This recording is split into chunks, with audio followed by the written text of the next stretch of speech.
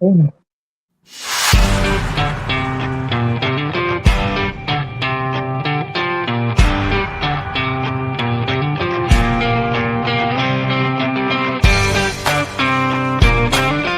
What's going on, everybody? It's your boy Pitts Sports Zone, Bowie TV, coming to you live. Listen, it's going down, all things HBCUs.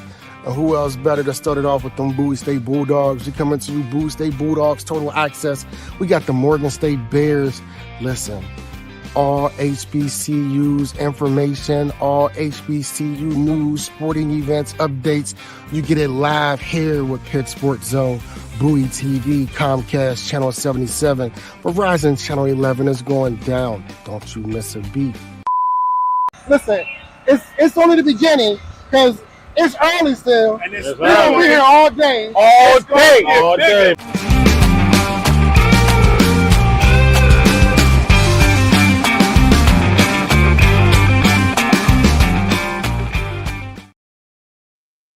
What's going on, family? I am back. I'm your host, Pitt Sports Zone, Bowie TV, coming to you live.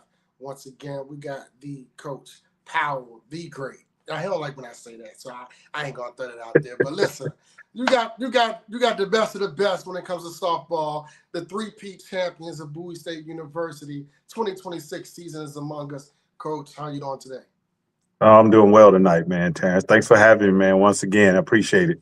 Hey, listen, for those that don't know, every other Monday is going down with myself and Coach Powell. We call it the Pitts and Powell Show. You can phrase it however you like, but it's P squared. We'll be coming to you every Monday night at 6:30. We'll also be bringing in some the players of Bowie State softball, alumni, etc. And to all those other universities, listen, this is not only a Bowie State show. I will have other coaches on from other universities as well. But listen, tonight it's about Bowie State and their quest for a rare one. We're looking for that fourth one. We're looking to start adding those rings up on the hand and get that fourth one. Shout out to one of your players, Karina Dunham, who is tuned in as well, who I will also have on the show soon. Coach, what we're looking for, man, the season is about to be among us. You know, next month we're in Atlanta. Let's talk. Man, so I'm really excited about, the team. We get together in a couple of days, to celebrate last year.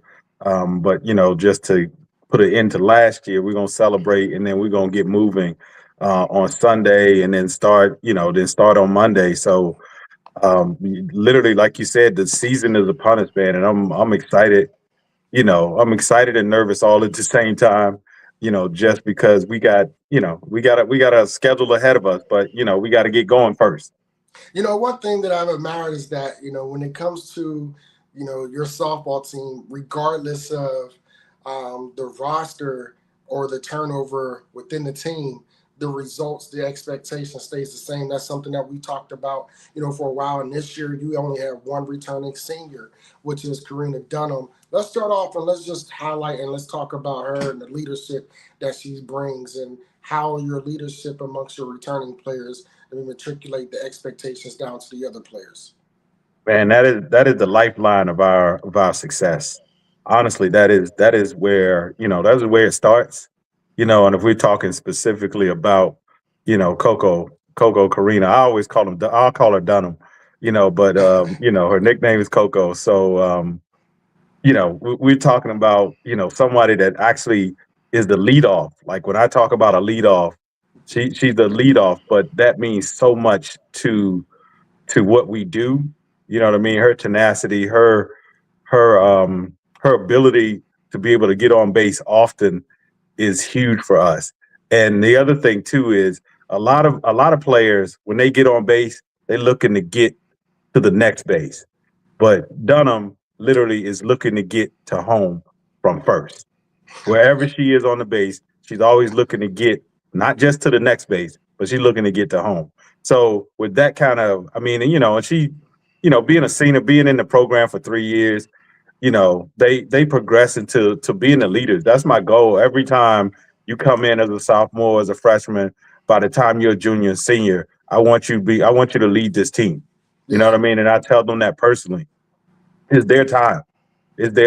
So I'm looking forward to Karina Coco Dunham to come in and and lead the team like she has been. And then we got a lot of really good juniors and sophomores. The expectation doesn't change about their leadership because once they in the fold, then they grow to be leaders. And they've Yeah. done that. They really have really taken the reins of being, of taking that responsibility. So I'm excited about to see how far that goes, and just excited about getting ready to go.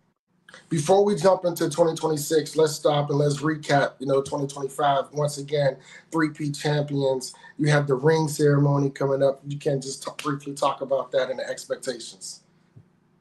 So 2025 was actually a really special. They all are special, but 2025 we really had to come together to be successful, which like all the other teams did too. But 2025 actually garnered the second most wins in the school's history. So I just going through, I just realized that was an accomplishment. I mean, Wow. I don't think that was on nobody's bingo board, but you know what I mean. That was a great accomplishment, and and that team can take a whole lot of pride in doing that. You know what I mean? So I really am excited about the ceremony. That's happening Friday. I think it's well deserved. That's kind of how we should honor our champions, Yeah. and so I'm really excited about just being able to honor them with the rings and a couple other surprises. But they earned it on the field. They Yeah. earned it in practice. They earned it on the field. They earned whatever accolades come their way. It wasn't just by happenstance. Yeah. It's about them coming together to want to do something together bigger than themselves. So man, I'm excited just to be a part. And 2025 was really, really good. As far as team culture, team togetherness. So we're just looking to move that to 2026. And one thing about last year, like we talked briefly about in other appearances, was how last year I admired how Big Draco, shout out to Drake, came in Yeah. that championship game, and when our number one pitcher gave all she can, and Drake came in and closed out, and her demeanor, her composure, that there was a no flinch mentality. When you look at the freshmen coming in this year, when I watched the game against Maryland, as I spoke, and University of Maryland, Hmm. Eastern Shore, and even Morgan State, you're the freshmen coming in. They have some big bats. Yeah. Yeah. I think, yeah, like you say, shout out to Drake for coming in and doing that, last year, which, I had all my belief and know that she was gonna come in and do, the necessary thing to get us where we were trying to go. And the other thing, man, I really the depth is one of the things that we take pride in. You know Yeah, what I mean? We have depth, and we're not afraid to show our depth. That people go in the game, we have no drop off. yeah, The expectation does not change. You know what I mean? So and that was expected from Draco, and she came in and did her thing. Like I said, shout out to Drake for we just gonna be looking for just a little bit more next year. I mean, a little bit more in a couple weeks. You know what I mean? So um, I don't want to wrap a bow around 2025 too fast, but you know what I mean. We gonna have to celebrate and then get ready. So yeah, yeah, you yeah. know, And when we talk about getting ready, we look forward to the 2026 season. If you can, talk about the lineup a little bit, right? Because you have a you have depth at every position, right? And you have some players, really with them athletes that can play multiple positions. Just talk a little bit about the your lineup that you're looking forward to this upcoming season. oh man, I mean, it's gonna shake itself out, and everybody gonna compete because that's what we do. I want us to compete every day. So, everybody's gonna come in, trying to really carve out their niche to get on the field. You know what I mean? And so, but what I will tell you is that, we got some solid, 3-year players, that's been playing, especially in the outfield. Those guys are, 3 years out there, 2 years out in the outfield. Um, Erlen Robinson, Presley Braxton, and Karina Dunham have held it down. For this is going on the second year that all three of them have been out there in the outfield together. So, right there, our outfield is going to be a really strong point for us, looking for them to come in. And we got some really good freshmen coming in and got sophomores that are competing, to try to get on the field. So the expectation is really high. And in the infield, of course, you know, um, Taylor Taylor will be solidly, in at shortstop. She played second base for us a lot last year and also the year before, and then played a lot of second base, and now I'm gonna play shortstop. So looking for good things there, and we gotta always got to battle at third. Lisa, Lisa is always battling, ready to go, and then we got Amos is always right there. You know, so we got a battle there. The catchers are going to be really really competitive. Michael, Shelley, and Audrey. All I mean, looking for really competition and really to get on the field. Second base, we got another good a really good competition. Adriana, um, we got Adriana, and we got a couple because that's why. And Naya, and who else am I missing? I'm missing somebody else, but I know somebody. Everybody gonna be able to compete. And then first base, we got we gonna figure out who's gonna be at first base. But no, not me. They gonna figure it out. You know what I mean? Not me. They gonna figure it out. You know what I mean? And we gonna play until we figure it out. And then in the circle, man, I'm really excited. Who we got in the circle. Sydney coming back like we talked about. Sydney Sydney Seals, and then of course we got Drakeford, and then we have Alicia, and then we have Aaliyah. So we're looking really in the circle. We're looking really good. I'm excited about the possibilities in the circle, man. So all on the field, there's going to be opportunities. You know what I mean? That's why we talk about the depth. Next woman up. You know what I mean? So we talk about don't get ready, stay ready. Yeah, So yeah. that's kind of how we try to walk every day. You know what I mean? So that's where we are. That's the squad. One thing that I shared with you off record was, at that University of Maryland game when you guys played UMES and University of Maryland was that, your freshmen, their bats at that stage of the season, the fall season, it almost was looking like CIAA Roundup. It's like, they were already polished. Um, when it was time for a rally, a lot of the times it was the freshman bats that got the rally started. How excited are you for your incoming freshmen and for their contribution and working their way into the lineup and showcasing what they can do?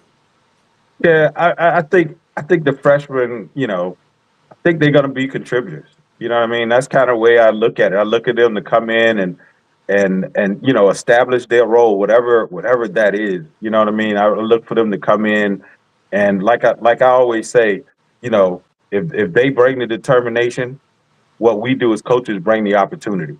So all I'm looking for them to do right now is just bring the determination because I know things gonna be moving kind of fast for them. You know what I mean? Especially when we start off in Atlanta. We got to take the bus ride and then getting down there and then the games, the competition level that we're gonna be playing. So things are gonna be moving pretty fast for them, and then hopefully, somewhere in that weekend it's gonna slow down where they can actually, and I am literally looking for them to contribute to our success in big ways. So When you talk about the bus ride in Atlanta, it's different from last year. Last year we're usually in Spartanburg, South Carolina. This year we're joining and being a part of the FAMU's and the Alcorns. So let's jump there because the very first game that Bowie State plays is against FAMU. You're talking about a challenge right off the bat. What are your expectations from the ladies off from the very first pitch? man, what I will tell you is that I didn't put this schedule together. I mean, I didn't. That was not that was not my doing.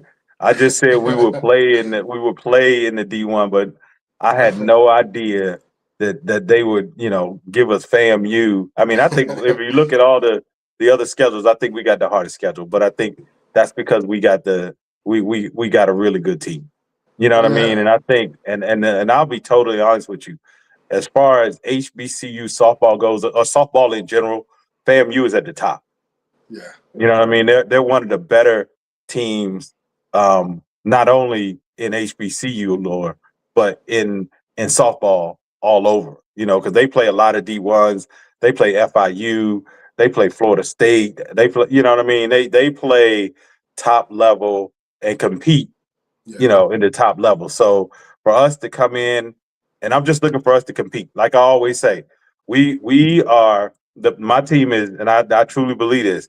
We not afraid of nobody, but we respect everybody. You know what I mean? No matter who that is, from top to bottom, we gonna respect you, but we not scared of you. So that's the mentality we gonna take in, and then right after that, a couple hours after that, we got to play North Carolina A&T. So we don't get a break. You know what I mean? So we gonna jump right in, and then we play Alcorn State, and then we play Claflin, and then we play Fort Valley. So there is no cupcakes in that tournament. There's no guarantees. Yeah. My expectation is is really high. But we gonna do what it do. We gonna make it work, man. I'm excited about the challenge. What you say? Jamie Foxx said, "I'm making do what it do, baby." Yeah, for sure. Yeah, for sure. That's how I feel, though. That's how I absolutely really feel. I think, I don't want to get nobody any fuel. I think, Right. I think FAMU is at the top, and I think we got to go climb that ladder to try to compete. You know what I mean? So that's gonna be the goal right off the top. Once we start, that's gonna be our focus. You know what I mean? We not trying to be embarrassed. We coming down there Bowie State strong. Bowie State bold and Bowie State strong. Yeah. You named off the first 5 opponents, right? One of them is a familiar foe. I'll get to that in a minute. In Claflin, but we start off with the FAMU, then North Carolina A&T, then Alcorn State, then Claflin, then Fort Valley State.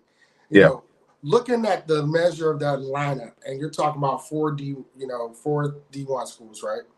It's three D1 schools. I'm sorry. Yeah. Claflin. You have battled Claflin for the last 4 years in the championship. How more intriguing can these battles get? I don't know. We actually, so I approach each game individually. Like they don't, to me, they don't build on each other. They're their own individual kind of contest. You know what I mean? That's how I look at it. Because we played them early in the season last year. We played them. We played them in the roundup. You know what I mean? And that was another dogfight. You know what I mean? So each contest, to me, I look at it individually. You know what I mean? And we go in, they know us, we know them. You know what I mean? So let's and literally, it's gonna come down to effort. Like just maximize. It's gonna come down to effort. I know how it's gonna go. You know how you sound like. You sound like the guy that coached this team. When we play that team up in Baltimore that we beat last week, when they say, you know what, they don't need no endorsement from me. We know them, they know us. Yep. Yeah. Oh yeah. No, Mike. I mean, Mike's my guy. I mean, I love Mike Tomlin to death, man. I think that guy is one of the smartest coaches there is, and if that's what he's saying, then I feel like I'm on the right track, because literally they know us, we know them, and it ain't no secrets, and it's no secrets.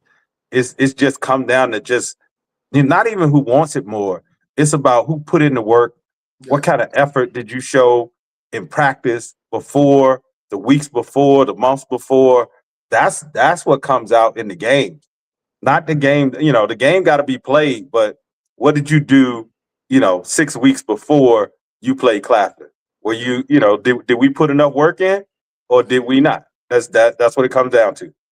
Well, one thing for sure, two for certain, Claflin, I'm sure, is looking for that get back. They want their lick back, and I know Coach Ricky and them is definitely excited to have that challenge in the HBCU softball tournament in Atlanta this year.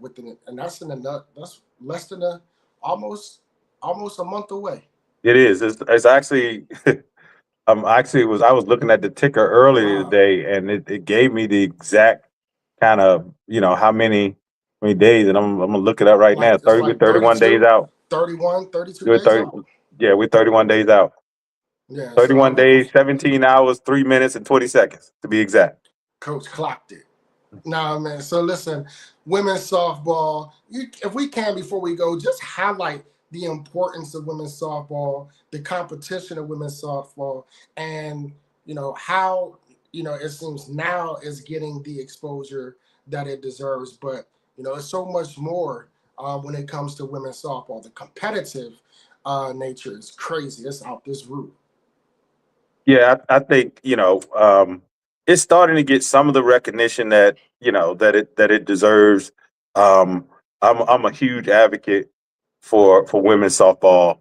I get and Ellen Robinson gonna get on me, but I get the luxury and the experience to hang out with some softball legends like Natasha Watley and and Jenny Finch and Lauren Chamberlain, just and the Andrews sisters. It's really, it's really exciting, and they kind of paved the way, and when I talk to them, they still have so much fire, so much like drive and will just to see the game continuously grow. So it gets me really excited to be on that side, to be able to whatever I can contribute, then I'm always willing to do that. You know what I mean? So and I think honestly, I think by having success on the softball field really draws some attention to some people that hadn't even really noticed softball Yeah. at Bowie and around and in the community until we started winning, and they were like, "Oh, we didn't even know that Bowie had a softball team."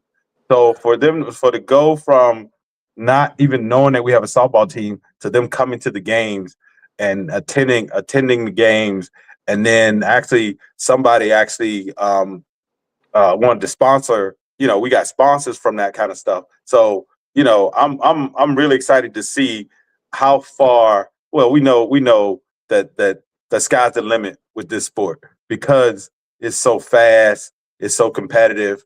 You know what I mean? Sky's the limit. I just want to do my part.